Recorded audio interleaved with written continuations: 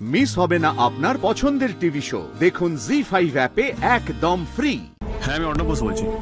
কি বলছেন কি? আচ্ছা, ঠিক আছে আমি আসছি। অ্যাড্রেসটা পাঠিয়ে দেবেন। ওখানে এখন কেন ডাকলো?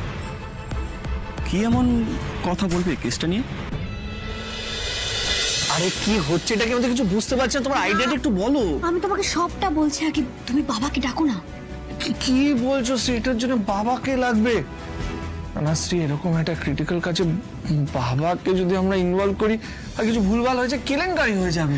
রাজ, বাবাকে ডাকো না, একমাত্র এই কাজটা বাবাই করতে পারবেন। আর বাবার মধ্যে যে অভিনয়ের প্রতিভা রয়েছে সেটা না আমি বুঝতে পেরেছি। আর তুমি আমায় বলেছিলে না বাবা নাকি একসময় থিয়েটার দলে অভিনয় করতেন? হ্যাঁ, সে এক সময় বাবা খুব ভালো অভিনয় করতো। মানে আজকে যদি বাবা অভিনয়টা পেশা হিসাবে নিত, তাহলে আজকে ওই আমাদের স্টার আছে না প্রসেনজিৎ, ঠিক ওরকম নাম ডাকতো। শোনো না, সময় নষ্ট করো না। তুমি বাবাকে একটা ফোন, বাদলকে ফোন করো, বাদলকে ডাকো ডাকো ডাকো এখন এক্ষুনি। আচ্ছা আচ্ছা আচ্ছা, এই হ্যালো বাদল, এক্ষুনি বাবাকে নিয়ে আমার ঘরে আয়, এক্ষুনি। হ্যাঁ তাড়াতাড়ি। বল। আস্তে আস্তে আস্তে। কি হয়েছে ক্যাপ্টেন? হঠাৎ আমাকে এইভাবে জরুরি তলব? বাবা, একটা জরুরি বিষয় বা আপনার সাহায্য চাই। হ্যাঁ, কি জরুরি? আমি বলছি তোমাদের সবাইকে।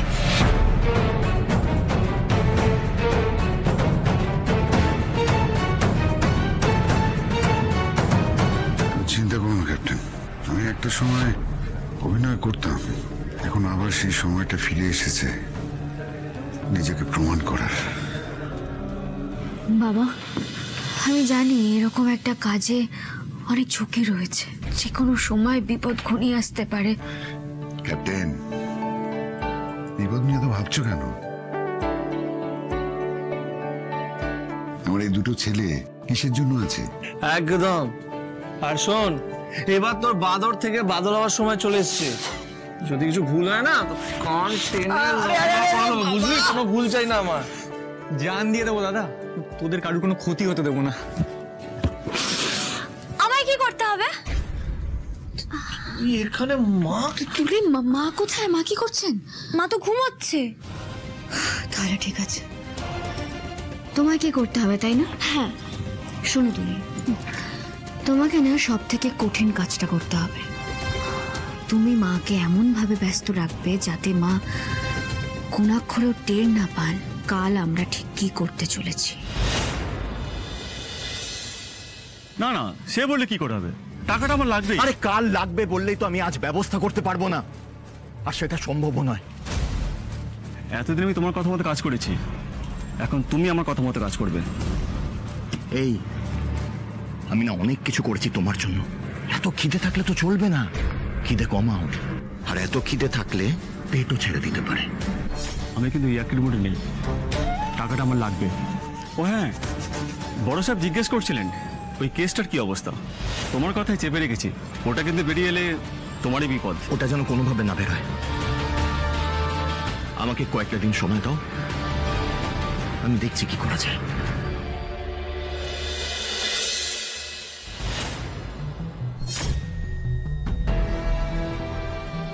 Hello sir, good morning. আমি tiptop A to Z cleaning service company থেকে এসেছি। আপনার বুকিং।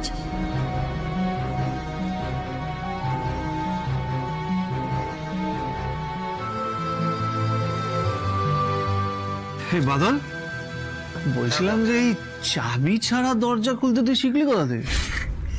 এসব ডুপ্লিকেট চাবি মানো না, আমার বাহাতের খেলাটা দাদা। তবে একটা কথা বাদল, তোমার এই গুণের জন্য আজ এই ফ্ল্যাটের দরজা খুলতে পেরেছি ঠিকই, কিন্তু মনে রাখবে কোনোদিনও কোনো খারাপ কাজের জন্য তোমার এই গুণটা কিন্তু কাজে লাগিও না। ঠিক আছে বৌদি। রাজ,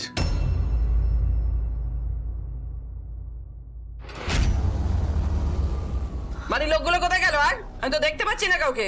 তোর বাবা, দাদা, শ্রী গেল কোথায়? আরে মা আমি বলছি বৌদি তো অফিসের কাছে চাকরির খোঁজে, আর দাদা বৌদির সাথে গেছে, কয়েকটা মিটিং আছে বললো।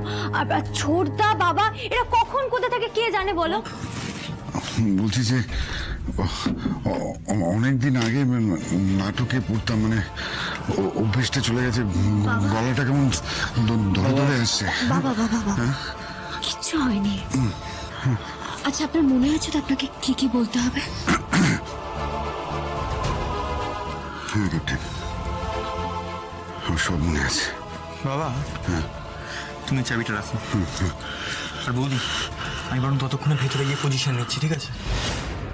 বাড়িতে তো কেউ নেই বলো, চলো না আমি আর তুমি গিয়ে সিনেমা দেখে আসি, একটু বাদাম ভাজা খাই, চলো না। বাদাম ভাজা খাই?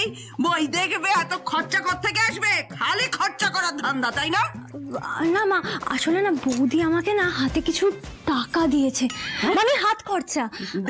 হ্যাঁ খরচা করবো দে। মানে আমরা যদি ওই টাকাটা দিয়ে যদি সিনেমা দেখতে যাই, দেখো না মা, বৌদি তো বলেছে যে বৌদি সংসারের সব দায়িত্ব নিজের কাঁধে তুলে নেবে, তাহলে তো আমাদের চিন্তা করার কিছু নেই।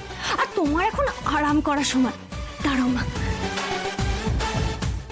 এই নাও মা, তুমি এই শাড়িটা পরো, তোমাকে এই শাড়িটা পরলে কিন্তু দারুণ দেখতে লাগে। এত করে বলছিস যখন তখন যাবো, কিন্তু খরচা সব তোর। হ্যাঁ হ্যাঁ, আমার সব খরচা আমার। আরে জামা কাপড় পাল্টাবো তো, যা এখান থেকে। এই ফ্ল্যাটে সেদিন ওই জঘন্য ঘটনাটা আমার সঙ্গে ঘটেছিল, কে বা কারা ওই ঘটনাটার সঙ্গে জড়িত ছিল সবটা খুঁজে বের করবো না, সবটা আমাদের জানতেই হবে। একদম শ্রী, জানো শ্রী, ওই দিন আমার মনে হয়েছিল যে বাড়িতে কেউ লুকিয়ে আছে, কেউ এখানে আছে নাকি, কিন্তু ওই ছেলেটাকে তাড়া করার চক্করে মানে ভেতরে গিয়ে আর খোঁজা হয়নি। আজ আর কেউ পার পাবে না রাজ, যারা এই অন্যায়টা করেছে তারা শাস্তি পাবে। বলছি এবার তাহলে ফোনটা করে না, এক মিনিট করো না ফোনটা।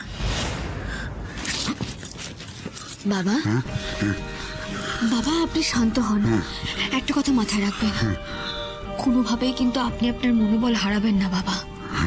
আর মাথায় রাখবেন, যাদের বিরুদ্ধে আমাদের এই প্ল্যান তারা কিন্তু অত্যন্ত ধুরন্ধর এবং বিপজ্জনক মানুষ। আর বাবা মনে রাখবেন, ওই পুলিশ কিন্তু আমাদের টার্গেট নয়, যে বা যারা এই সব কিছুর পেছনে কলকাঠি নাড়ছে আমাদের তাদের খুঁজে বের করতে হবে। বাবা আপনার ফোনটা দিন তো, ফোনটা দিন।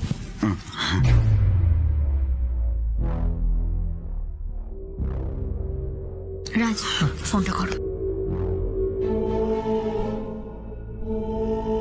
এই তো বাচ্চা বাবা বাচ্চা। হ্যাঁ আমি অর্ণব বলছি। কি বলছেন কি? আচ্ছা ঠিক আছে আমি আসছি, অ্যাড্রেসটা পাঠিয়ে দেবেন। ওখানে এখন কেন ডাকলে? কি এমন কথা বলবে কেসটা নিয়ে?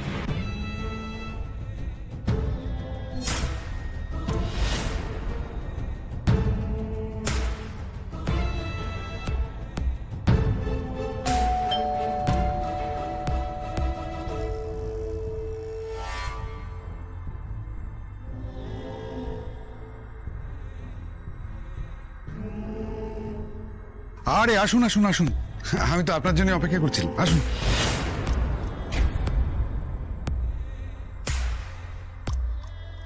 জি5 ডাউনলোড করুন আর সব এপিসোড দেখুন একদম ফ্রি।